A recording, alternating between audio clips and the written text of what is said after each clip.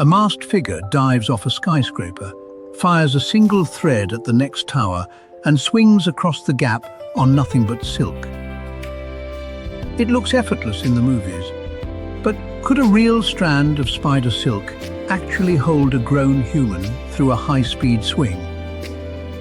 To answer that, we leave the comic pages and follow one real thread, from a spider's body all the way to its snapping point. Because the surprising part is not whether the web holds, it is which link in the chain gives out first, and it might not be the silk. Start with the spinner itself. An orb-weaving spider carries several silk glands, each one squeezing out a different thread for a different job. The strongest of these is called dragline silk. The safety line, a spider trails behind it, and the frame it hangs its whole web on. That single dragline is thinner than a human hair, only a few millionths of a meter across. Yet it can catch a falling spider in mid-air. Pull one gently from a web, and it feels like nothing. Stretch it slowly, and you feel it resist. Give a little, then hold. For hundreds of millions of years, evolution has tuned this thread to do one thing brilliantly: stop a fast-moving body without tearing itself apart. To see why silk is special, we zoom past the thread into the protein chains that build it, because this is where its real secret lies. Silk is made of long protein molecules folded into two regions. Tightly packed crystal blocks give it raw strength and hold their shape. Between those hard blocks sit loose, tangled chains, springy and disordered, and they let the thread stretch instead of shattering under a sudden load.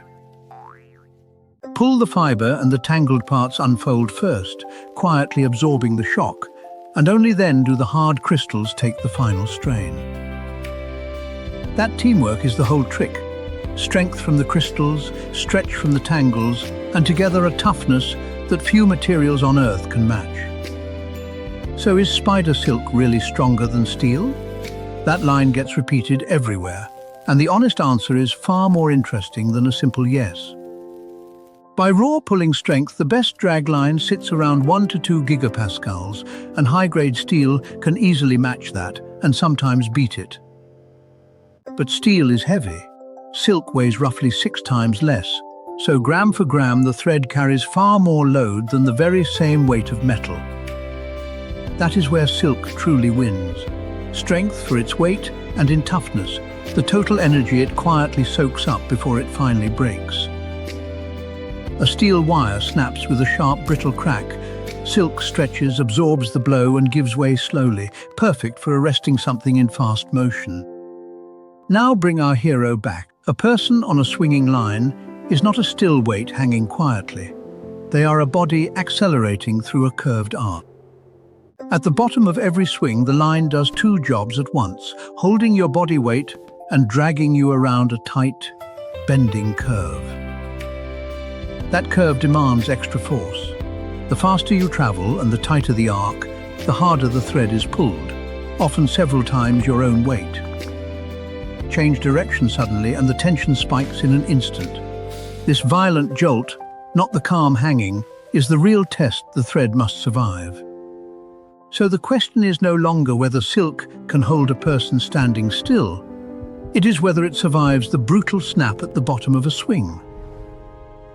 One thread clearly cannot do it, but silk is never used alone.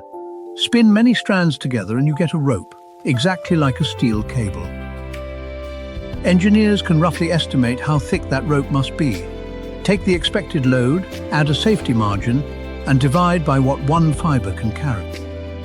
The exact figure depends on your assumptions, so treat every number here as a rough approximation, not a measured fact pulled from a real spider. Even so, the estimates are startling.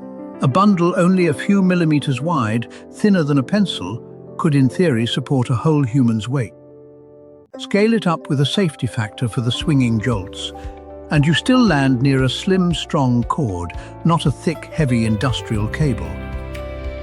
So we build the ideal silk rope and run it through a failure test. Where does the dream actually break?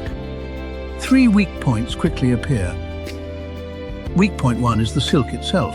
Overload the rope past its limit and it finally tears, its fibers snapping one bundle after another.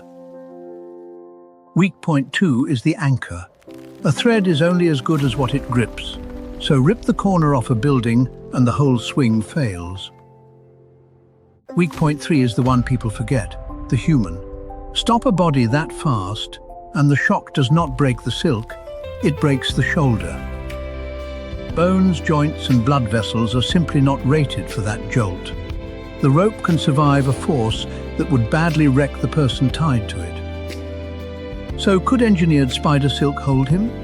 Plausibly yes, but only with a solid anchor, a gentle build-up of speed and real protection for the body. Nature already built a fiber strong enough. The catch was never the material. The web might survive. The person attached to it probably wouldn't.